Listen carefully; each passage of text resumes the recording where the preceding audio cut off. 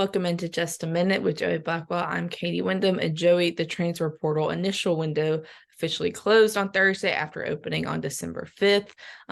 This just means that players can no longer enter the portal until May 1st, but players that were already in the portal will still be making announcements about where they're heading in the coming days and weeks. But generally, it's going to slow down a pretty good bit as semesters have started back and guys have maybe kind of missed that window to start a new semester, a new school.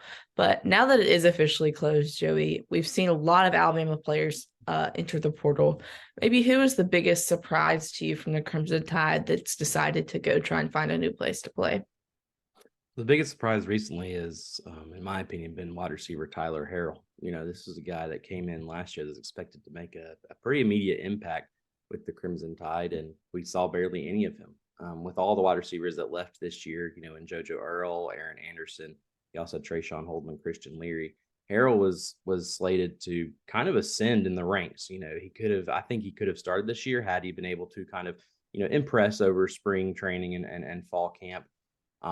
But what's even more confusing is just his late addition. He got to sit back and watch all the other wide receivers, depart the program and see, get the lay of the land with, Jermaine Burton coming back and a couple of others, and still opted to enter the portal. Now, that being said, he could change his mind and come back. He hasn't officially declared where he's going yet, but as of right now, he's sitting in that portal. So to me, that was probably the biggest surprise, at least as of these past couple of weeks here.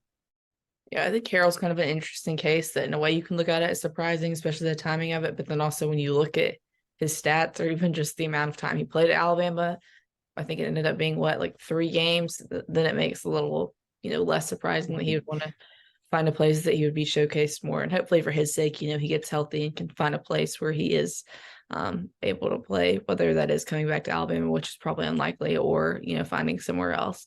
But for me, I think it was Javion Cohen. He was one of the guys that entered, before the Sugar Bowl, transferred to Miami. He's a guy that started a lot of games at Alabama. And, a lot, you don't see starters at Alabama transferring to other programs a ton. It happens some, but not a ton. Kyrie Jackson also started some games for Alabama, ended up entering the portal and transferred to Oregon. So it does happen, and there's various reasons for it. But I think Cohen's a name because he's, a local Alabama kid. He's from Phoenix City, which is a lot closer to Auburn than it is Tuscaloosa. But, he's one of the guys we talked to before the Iron Bowl, kind of talking about what this game means to him, what the rivalry means. And so for him to be a starter and to transfer was a little bit surprising. But if you look at the BamaCentral transfer tracker, you'll see that Alabama's picked up 2 people from the portal so far. CJ Dupree, a tight end from Maryland, and then most recently the linebacker Trez Marshall from Georgia.